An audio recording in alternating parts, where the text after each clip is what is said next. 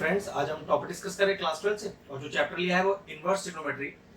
Domain निकालना है इस पर्टिकुलर फंक्शन का।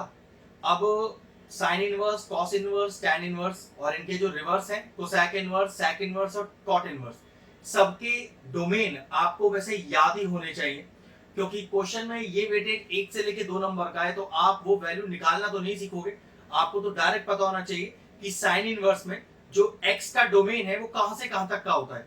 अब मैंने बोला कि साइन इनवर्स में x का डोमेन, x ही क्यों बोल रहा हूं, फंक्शन तो साइन इनवर्स 3x - 1 है, तो ध्यान रखिएगा साइन इनवर्स x की फॉर्म में क्वेश्चन सॉल्व होता है।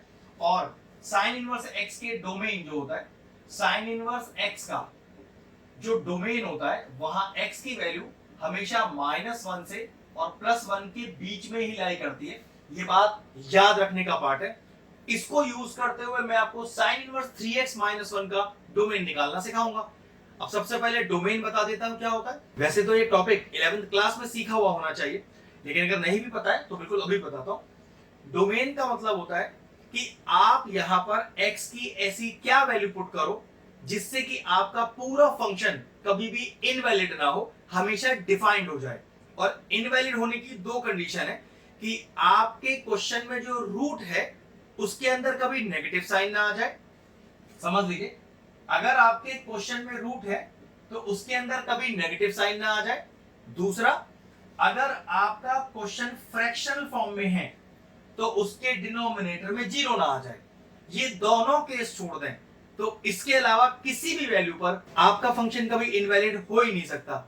अगर अपने फंक्शन को देखें, ना तो रूट है और ना ही क्वेश्चन फ्रैक्शनल फॉर्म में, तो हमें डरने की जरूरत नहीं है। हमारा क्वेश्चन तो इनवैलिड नहीं हो सकता। बस हमें इसका ये जो डोमेन है कि साइन इनवर्स x के लिए x का वैल्यू -1 से बड़ा या बराबर या 1 से छोटा या बराबर होना चाहिए, ये बात आपको पता हो।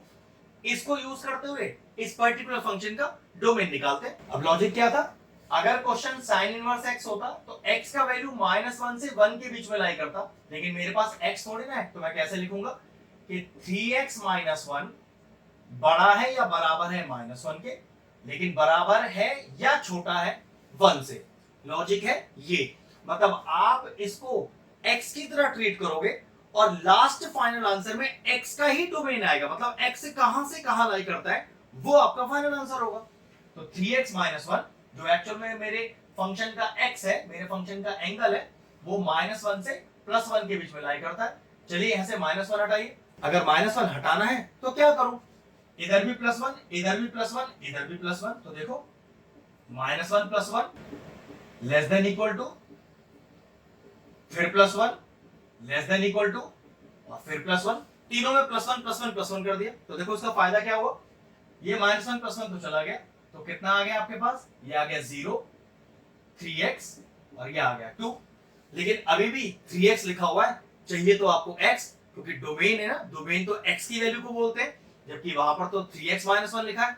तो यहां से 3 कैसे हटा सकता हूं, डिवाइड कर दीजिए 3 से। लेकिन ऐसा नहीं है कि सिर्फ यही डिवाइड होगा, जैसे आपने जब +1 किया तो दोनों में +1 किया था, तो यहां अगर 3 से डिवाइड करेंगे तो पक्की बात यहां भी 3 से डिवाइड होगा, यहां भी 3 से डिवाइड होगा। तो चेक करो क्या आ गया आपका x का वैल्यू, x का वैल्यू आ गया ग्रेटर देन और equal to 0 but less than equal to 2/3।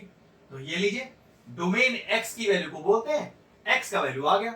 अगर इसको एक ब्रैकेट रिप्रेजेंटेशन में डालना है तो कैसे डाल सकते हैं, इक्वल टू लग रहा है ना, तो क्लोज ब्रैकेट ही लगाना पड़ेगा। तो इसका एक प्रेजेंटेशन और है कि x बिलोंग्स टू, दोनों side close bracket. Close bracket का रीजन सिर्फ इतना है कि मेरे पास इक्वल टू है और मेरे बाउंड्री वैल्यूज क्या है, 0 और 2/3।